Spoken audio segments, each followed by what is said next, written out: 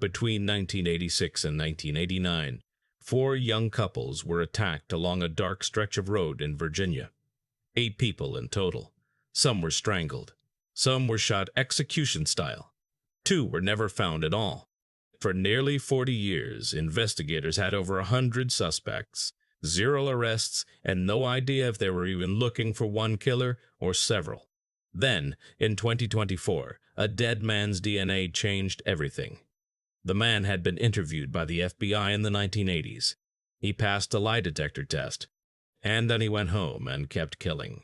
The Colonial Parkway is a 23-mile road that winds through some of the most historically significant land in America. It connects Jamestown, Williamsburg, and Yorktown in southeastern Virginia, cutting through the Colonial National Historical Park. During the day, it's scenic, peaceful, full of tourists. But at night, long stretches of it have no streetlights, no guardrails, and no cell service. The road is flanked by dense woods on one side and the York River on the other, and for decades it was one of the most popular lovers' lanes in the state. Kathleen Thomas was 27 years old. She had graduated from the United States Naval Academy, one of the first women to do so. She was brilliant, disciplined, and deeply private about her personal life. Rebecca Dowski was 21, a senior at the College of William and Mary. She was studying pre-law. She was sharp, funny, and the kind of person who lit up every room she walked into. The 2 women were in a relationship, though in 1986, in a military-adjacent community in Virginia, that was something you kept quiet. On the evening of October 9th, 1986, Kathy and Becky left the William and Mary campus after working late in a computer lab.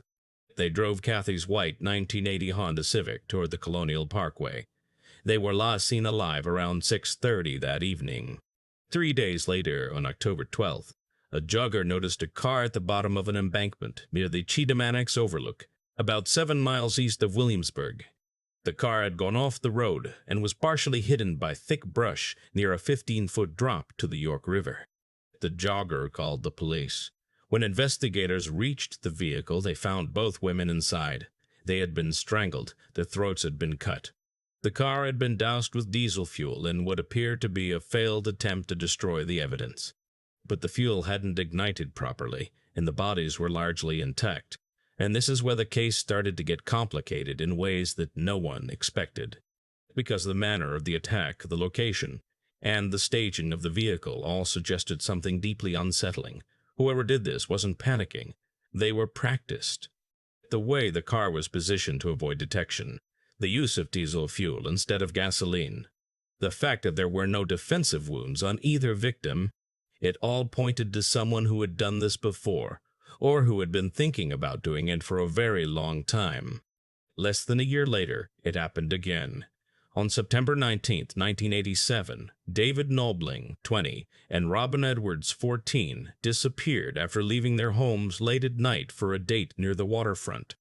Their bodies were found days later along the shoreline of Ragged Island Wildlife Refuge, about 30 miles from where Kathy and Becky had been killed.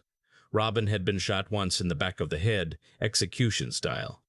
David had been shot twice, once in the head and once in the shoulder, as if he had been running. The driver's side window of David's car had been left partially rolled down, which led investigators to theorize that the killer may have been posing as a law enforcement officer, someone who could approach a parked car at night without raising suspicion. But the connections between the 2 cases were not immediately obvious to everyone involved because the murders fell across different jurisdictions. The National Park Service handled the Parkway. The Virginia State Police handled state roads. Local sheriffs handled county land. The FBI was involved but lacked coordination authority. 4 agencies investigating what might be the same killer, and none of them were sharing notes. Therefore, when the 3rd attack came, no one was ready for it. On April 9, 1988, Keith Call, 20, and Cassandra Hailey, 18, went on a date near the Colonial Parkway. Keith's car was found the next day on the side of the road, just a few miles from where Kathy and Becky had been murdered 2 years earlier. But Keith and Cassandra were gone. Their bodies have never been found. And then it happened a 4th time. On September 5, 1989, Annamaria Phelps, 18, and Daniel Lauer, 21, vanished while driving to Virginia Beach. Daniel's car was found abandoned at a rest stop on Interstate 64 with both doors unlocked and the keys still in the ignition. Annamaria's purse was inside. Nothing had been stolen.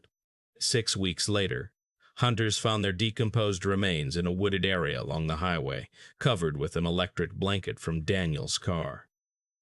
4 couples, 8 victims, 3 years, and not a single witness.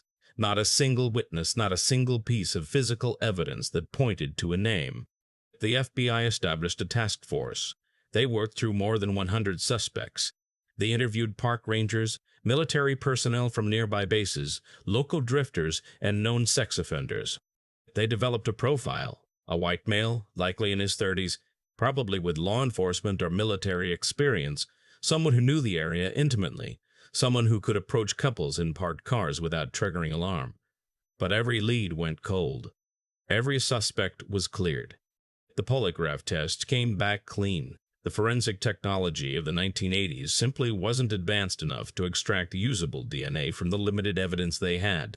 And the jurisdictional mess meant that evidence collected by one agency sometimes sat in a warehouse for years before anyone from another agency even knew it existed. One suspect, a local fisherman named Alan Wade Wilmer Sr., was interviewed by the FBI in connection with the disappearance of Keith Call and Cassandra Hailey. He had been spotted in the area. He had been seen washing out the bed of his pickup truck around the time of the disappearances. But Wilmer agreed to take a polygraph, and he passed. The FBI moved on, and so the case went cold. Families held vigils. Parents aged and died without answers.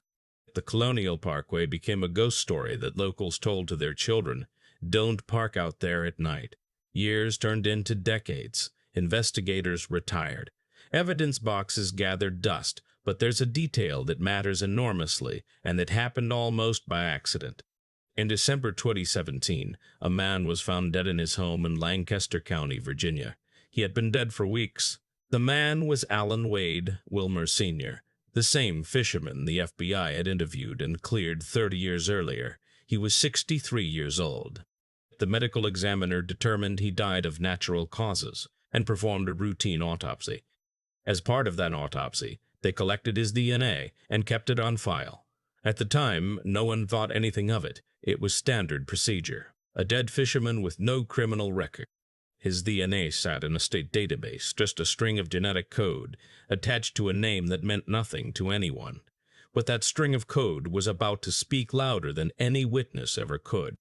In 2024, advances in forensic genetic genealogy allowed investigators to revisit evidence from the Colonial Parkway cases that have been untouchable for decades. They re-examined items collected from the crime scenes, clothing, fibers, trace evidence, and ran them through updated DNA databases, and they got a hit. Alan Wade Wilmer Sr. His DNA matched evidence found at the scene of David Knobling and Robin Edwards murders. Then it matched evidence linked to the killing of Teresa Lynn Spa Howell, a 29-year-old woman murdered in Hampton, Virginia in 1989, a case that hadn't even been connected to the Parkway murders before. In November 2025, Virginia State Police linked Wilmer to the 1988 stabbing death of 18-year-old Lori Ann Powell from Gloucester County. Then, in January 2026, the FBI announced the biggest breakthrough yet. Wilmer's DNA had been found on clothing that Rebecca Dowski was wearing the night she and Kathleen Thomas were murdered, the very first case. The one from 1986, the one that started everything. A dead fisherman from Lancaster County, a man who had looked FBI agents in the eye and passed their polygraph, was now connected to at least 6 murders across 3 years. The FBI stated that had Wilmer been alive, the evidence would have supported federal prosecution. But he wasn't alive. He had died 7 years before his DNA betrayed him. He lived his entire life without being arrested, without being charged, without anyone ever proving what he had done. And here is the detail that haunts the families most. Wilmer's DNA was never uploaded to CODIS, the National Criminal Database, because he was never convicted of a crime while he was alive. The only reason it existed at all was because a medical examiner followed routine procedure on a decomposed body in a small Virginia county in 2717. If that autopsy had been skipped, if the DNA had been discarded, the families would still have nothing. Bill Thomas, Kathleen's brother, waited 40 years. He was a young man when his sister was murdered. By the time the FBI called him with the DNA results, he was in his 60s. He described the moment he learned Wilmer's name as a relief I can't put into words, but also a rage, because this man was right there the whole time. Keith Call's mother never got her answer. She died before Wilmer was identified. Keith and Cassandra Hailey's bodies have never been found. They remain the only two victims who are still missing. Their families believe Wilmer is responsible, and the FBI has not denied it, but without physical evidence tied to his DNA, the case remains officially open. The families are now lobbying to change the law. Under current rules, the DNA of people who die without criminal convictions cannot be entered into CODIS. That means if Wilmer committed other murders in other states, under other circumstances, those cases may never be solved either. His genetic code exists in a Virginia file cabinet, but it cannot be searched against unsolved crimes nationwide. Alan Wade Wilmer Sr. was a fisherman. He had a small boat called the Denny Wade. He lived alone in a rural county. He hunted, he fished, and for at least 3 years in the late 1980s, he drove the dark roads of southeastern Virginia, looking for couples parked in isolated spots. He killed at least 6 people. He was never caught. And the only reason anyone knows his name is because a medical examiner followed procedure